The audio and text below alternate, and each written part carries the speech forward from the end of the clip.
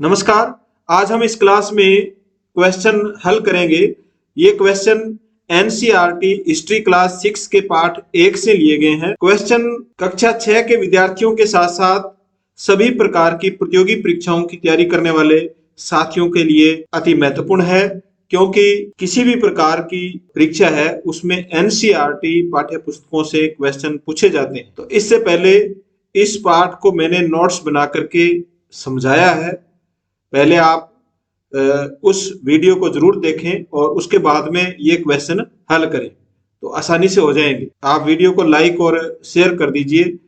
जिन साथियों ने अभी तक चैनल को सब्सक्राइब नहीं किया है वो चैनल को सब्सक्राइब जरूर करें।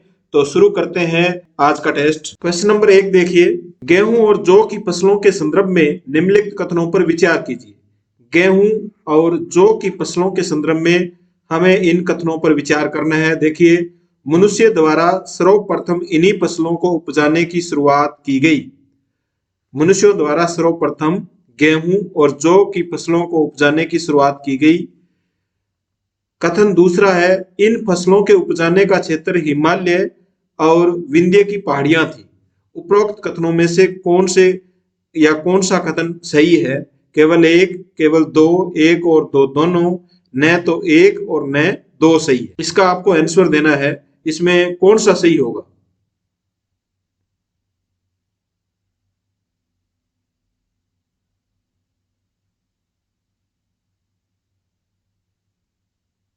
इसका राइट आंसर होगा ए, केवल एक। इन दोनों कथनों में से केवल एक कथन सत्य है। मनुष्यों द्वारा सर्वप्रथम गेहूं और जौ की फसलें उगा करके कृषि की या फसलों की शुरुआत की गई थी। ये कथन सत्य है। जबकि दूसरा जो कथन है इसमें लिखा है फसलों के उपजाने का क्षेत्र हिमालय और विंध्य की पहाड़ियां थी। तो हिमालय और विंध्य की पहाड़ियां नहीं थी। भारत के उत्तर पश्चिम में 8,000 वर्ष पूर्व सुलेमान और किरथर की पहाड़ियों से हमें गेहूं और जौ की फसल उपजाने के साक्ष्य प्राप्त होते हैं। कौन सी पहाड़ियां हैं? सुलेमान और किरथर की पहाड़ियां। यहां से हमें आज से 8,000 वर्ष पूर्व गेहूं और जौ पहली बार उपजाने के साक्ष्य है वो प्राप्त होते हैं। तो इस प्रकार कथन एक सही है और दूसरा सही नहीं है। तो इसका आंसर होगा केवल एक। नेक्स्ट क्वेश्चन देखिए, भारतीय उपमहाद्वीप के संदर्भ में निम्नलिखित कथनों पर विचार कीजिए। आरंभिक नगरों का विकास सिंधु व इसकी सहायक नदियों के किनारे हुआ। गंगा व इसकी सहायक नदियों के किनारे नगरों का विकास लगभग 5,000 वर्ष पूर्व हुआ। उपरोक्त कथनों में से कौन सा या कौन से सही है? आंसर दीजिए।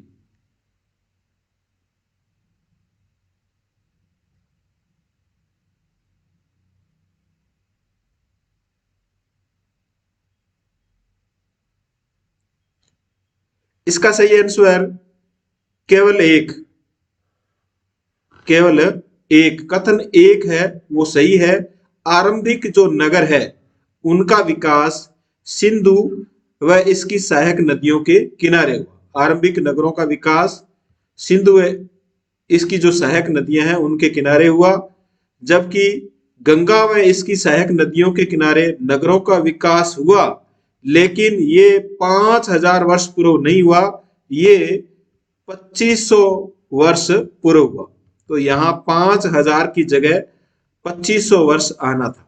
तो ये क्वेश्चन भी आपको याद रखना है कि नगरों, गंगा और उसकी सहायक नदियों के किनारे जो नगरों का विकास हुआ वह 2,500 वर्ष पूर्व हुआ था, और आरंभिक नगरों का जो विकास हुआ वह सिंधु व उसकी सहायक नदियों के किनारे हुआ। नेक्स्ट क्वेश्चन देखिए, गंगा नदी के दक्षिण में इसकी सहायक नदी सोन के आसपास का क्षेत्र प्राचीन काल में किस नाम से जाना जाता था?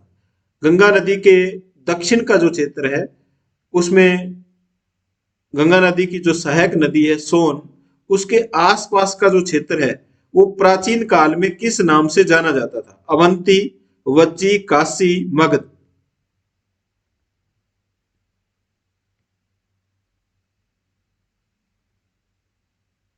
इसका सही उत्तर डी मगध। गंगा नदी के दक्षिण का और सोन नदी के आसपास का जो क्षेत्र है वो प्राचीन काल में मगध, जो एक शक्तिशाली महाजनपद था, के नाम से जाना जाता था। नेक्स्ट क्वेश्चन देखिए, भारत देश के नाम के संदर्भ में निम्नलिखित कथनों में से कौन से कथन या कौन सा कथन सही है? भारत देश के नाम के संदर्भ में निम्नलिखित कथनों में से कौन सा या कौन से कथन सही है? इस टॉपिक को हमने अध्याय 1 में अच्छी तरह से समझा था कि भारत देश का नाम भारत और इंडिया कैसे पड़ा। तो ये क्वेश्चन में पूछा गया है। देखिए इनमें कौन सा कथन सही है। लगभग 2500 वर्ष पूर्व उत्तर पश्चिम की ओर से आने वाले ईरानियों और यूनानियों ने सिंधु को हिंदोस अथवा इंदोस तथा इस नदी के पूर्व में स्थित भूमि प्रदेश को इंडिया कहा। दूसरा कथन है, भारत नाम का प्रयोग उत्तर पश्चिम में रहने वाले लोगों के एक समूह के लिए किया जाता था। इस समूह का उल्लेख संस्कृत भाषा की आरंभिक कृति ऋग्वेद में मिलता है। नीचे दिए गए कूट का प्रयोग करके सही उत्तर चुनिए। इनमें से कौन से कथन सत्य है? आंसर दीजिए।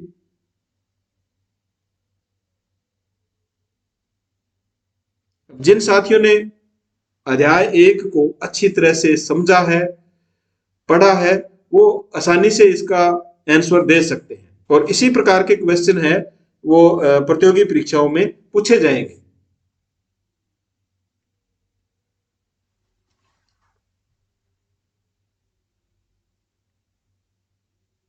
इसका सही उत्तर सी, 1 और 2 दोनों कथन सही है। 1 और 2 दोनों कथन सही है। देखिए 2500 वर्ष पूर्व भारत के उत्तर पश्चिम की ओर से आने वाले ईरानियों और यूनानियों ने सिंधु को हिंदोस और इंदोस कहा। और सिंधु, मान लो ये सिंधु नदी है, इधर से ईरानी और यूनानी आए। जब इस सिंधु नदी को इन्होंने पार किया तो इस सिंधु नदी को इन्होंने हिंदोस कहा अथवा इंदोस कहा। और सिंधु नदी के पूर्व में जो क्षेत्र है, इस क्षेत्र को ईरानियों और यूनानियों ने क्या कहा? इंडिया कहा। तो ये कथन बिल्कुल सही है। भारत नाम का प्रयोग उत्तर पश्चिम में रहने वाले लोगों के एक समूह के लिए किया जाता था और उस समूह का जो उल्लेख है वो संस्कृत भाषा में लिखे ऋग्वेद में मिलता है। ऋग्वेद में जो 3500 वर्ष पुराना ग्रंथ है, यानी 3500 वर्ष पूर्व ऋग्वेद में इसका उल्लेख मिलता है। तो ये दोनों कथन है वो सत्य है। नेक्स्ट क्वेश्चन देखिए, पांडुलिपियों के संदर्भ में निम्नलिखित कथन में से कौन सा कथन सही नहीं है? पांडुलिपियों के बारे में भी हमने डिटेल से पढ़ा था। पांडुलिपियां किसे कहते हैं, इसको अंग्रेजी में इसका क्या नाम है, वो किससे बना, ये सब हम पढ़ चुके हैं। अब इसका उत्तर दीजिए आप। पांडुलिपियों के संदर्भ में निम्नलिखित में से कौन सा कथन सही नहीं है?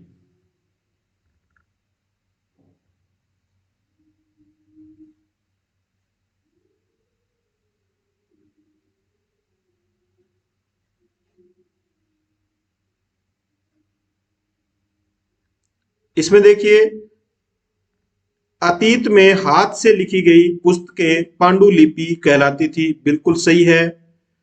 अंग्रेजी में पांडुलिपि के लिए मैन्युस्क्रिप्ट शब्द का प्रयोग होता है, यह भी कथन सही है, जो लैटिन भाषा के शब्द मेनू, जिसका अर्थ हाथ है, से निकला है, यह कथन भी सही है। पांडुलिपियां ताड़ के पत्तों को काटकर पाम ट्री अथवा हिमालय क्षेत्र में उगने वाले बारक ट्री भुर्ज नामक पेड़ की छाल से विशेष तरीके से तैयार भोजपत्र पर लिखी जाती थी, ये भी कथन सत्य है। अब कथन बचा 4, देखो, पांडुलिपियां केवल मंदिरों विहारों में प्राप्त होती है, बिल्कुल सही है, जो केवल संस्कृत भाषा में लिखी गई। यहां देखो, यहां ये कथन गलत है। देखो, केवल संस्कृत भाषा में नहीं लिखी गई पांडुलिपियां, पांडुलिपियां संस्कृत और प्राकृत और तमिल भाषा में लिखी गई। यानी संस्कृत, प्राकृत और तमिल भाषा में हमें पांडुलिपियां लिखी हुई मंदिरों और विहारों से प्राप्त होती है। तो इसलिए ये कथन है वो सही नहीं है, बाकी सभी कथन सही है। नेक्स्ट क्वेश्चन देखिए, अभिलेखों के संदर्भ में निम्नलिखित कथनों पर विचार कीजिए। ऐसे लेख जो केवल पत्थरों पर उत्कीर्ण किए जाते थे अभिलेख कहलाते थे। कभी कभी शासक अथवा अन्य लोग अपने आदेशों को इस तरह उत्कीर्ण करवाते थे ताकि लोग उन्हें देख सके, पढ़ सके और उनका पालन कर सके। ये दोनों कथन आपको समझने हैं और बताना है कि ये इनमें से कौन सा कथन सत्य है, दोनों ही सत्य है या केवल एक सत्य है या दोनों ही सत्य नहीं है। तो आंसर दीजिए इसका।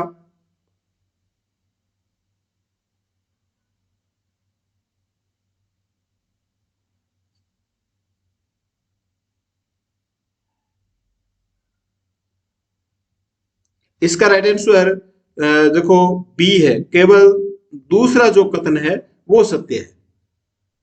कभी कभी शासक अथवा अन्य लोग अपने आदेशों को इस तरह से उत्कीर्ण करवाते थे ताकि लोग उन्हें देख सके, पढ़ सके और उनका पालन कर सके। बिल्कुल सही कथन है ये। और ये कथन गलत क्यों है देखो, ऐसे लेख जो केवल पत्थरों पर उत्कीर्ण, यहां केवल शब्द आ गया पत्थरों पर, पत्थरों के साथ साथ धातु पर भी उत्कीर्ण करवाए जाते थे। तो केवल पत्थरों पर नहीं, ऐसे लेख जो पत्थरों तथा धातु पर उत्कीर्ण, उनकी जो कठोर सतह है उन पर उत्कीर्ण करवाए जाते थे, उन्हें क्या कहते थे, अभिलेख कहते थे। तो ये इसलिए ये कथन सत्य नहीं है, क्योंकि केवल पत्थरों पर बताया गया है इसमें, जबकि ये जो लेख है वो पत्थरों व धातु दोनों पर हमें प्राप्त होते हैं। नेक्स्ट क्वेश्चन देखिए, सभी क्वेश्चन प्रतियोगी परीक्षाओं के लिए अति महत्वपूर्ण है। अशोक का कंधार से प्राप्त अभिलेख, अशोक का 2250 वर्ष पुराना, 2250 वर्ष पुराना कंधार जो वर्तमान अफगानिस्तान में है, यहां से हमें अभिलेख प्राप्त होता है अशोक का। ये किन लिपियों में लिखा गया है? एक ही अभिलेख हमें प्राप्त होता है, ये अभिलेख किन लिपियों में प्राप्त होता है? देखो इसमें ऊपर तो यूनानी लिपि है और नीचे एक दूसरी लिपि है, तो इनमें से कौन सा कथन है वो सत्य है?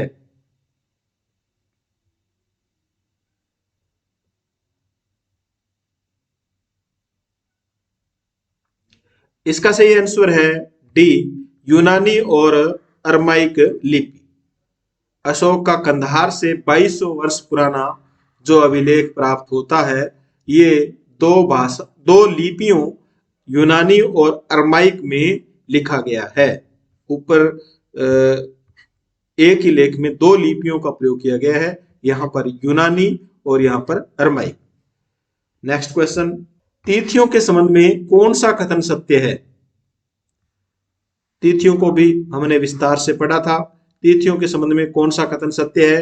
बीसी का तात्पर्य बिफोर क्राइस्ट है, एडी का तात्पर्य एनो डोमिनी है, बीसीई का तात्पर्य बिफोर कॉमन एरा है। उपरोक्त सभी कथन सत्य है।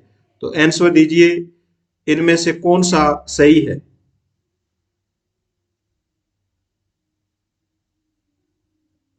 आपका आंसर बिल्कुल सही।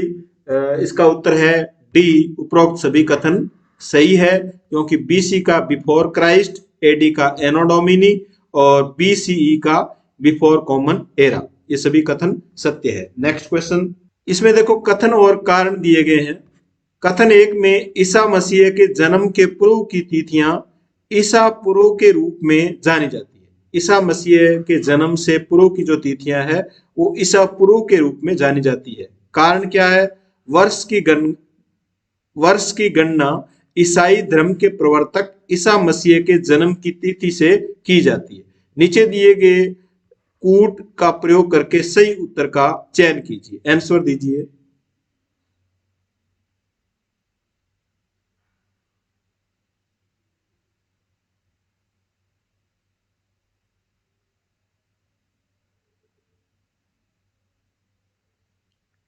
इसका राइट आंसर होगा ए और आर यानी कथन और कारण दोनों सही है।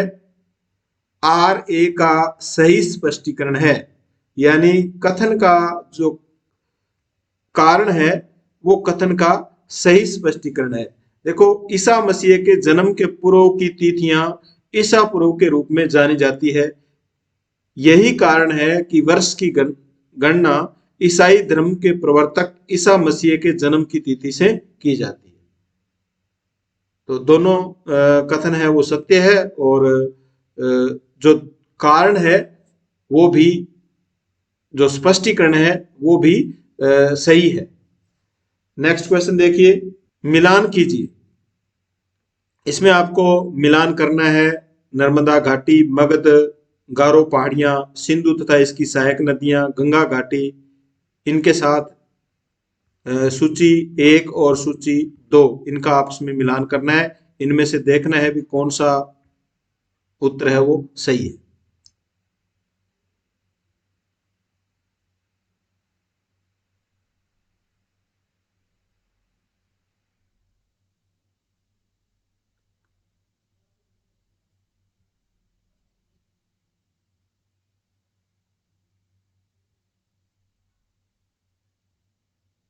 इसका सही उत्तर होगा ए। देखिए कैसे, नर्मदा घाटी, नर्मदा घाटी, इसका संबंध है बी से। देखो, आखेट तथा संग्रहण, आखेट तथा संग्रहण के जो हमें साक्ष्य प्राप्त होते हैं वो नर्मदा घाटी से प्राप्त होते हैं।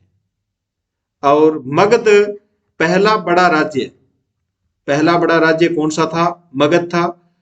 तो 2 नंबर का मिलान ए के साथ हुआ, यहां 2 नंबर का ए के साथ। गारो पहाड़ियां, गारो पहाड़ियां, यहां से हमें आरंभिक कृषि के साक्ष्य प्राप्त होते हैं। गारो पहाड़ियों से हमें आरंभिक कृषि के साक्ष्य प्राप्त होते हैं। सिंधु तथा इसकी सहायक नदियां, सिंधु तथा इसकी सहायक नदियों पर प्रथम नगर, या हम कह सकते हैं आरंभिक नगर के हमें साक्ष्य प्राप्त होते हैं। और गंगा घाटी, यहां पर नगरों के साक्ष्य मिलते हैं, लेकिन वो लगभग 2500 वर्ष पूर्व, 2500 वर्ष पूर्व यहाँ नगरों का विकास हुआ था, या 2500 वर्ष पूर्व के नगरों के साक्ष्य हमें गंगा घाटी से, गंगा नदी और उसकी सहायक नदियों से हमें प्राप्त होते हैं।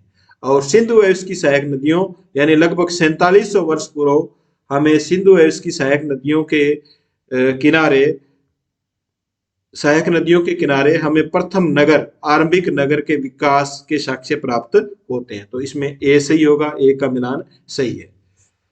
नेक्स्ट क्वेश्चन देखिए, भारत में सबसे पहले चावल उपजाया गया हिमालय क्षेत्र में, व्यास नदी के आसपास, विंध्य पहाड़ियों के उत्तर में, विंध्य पहाड़ियों के दक्षिण में। भारत में सबसे पहले चावल उपजाया गया,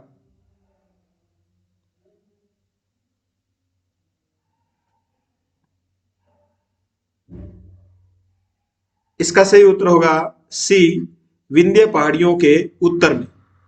भारत में सबसे पहले चावल उपजाने के जो साक्ष्य हमें प्राप्त होते हैं वह विंध्य पहाड़ियों के उत्तर से प्राप्त होते हैं। नेक्स्ट क्वेश्चन देखिए, मिस्र में राजाओं तथा रानियों के नाम एक छोटे फ्रेम में दिखाए गए हैं, इसे कहा जाता है। मिस्र में राजाओं तथा रानियों के नाम एक छोटे फ्रेम में दिखाए गए हैं, इसे कहा जाता है मैन्युस्क्रिप्ट, रोसेटा, कारतूस, एनोडोमी।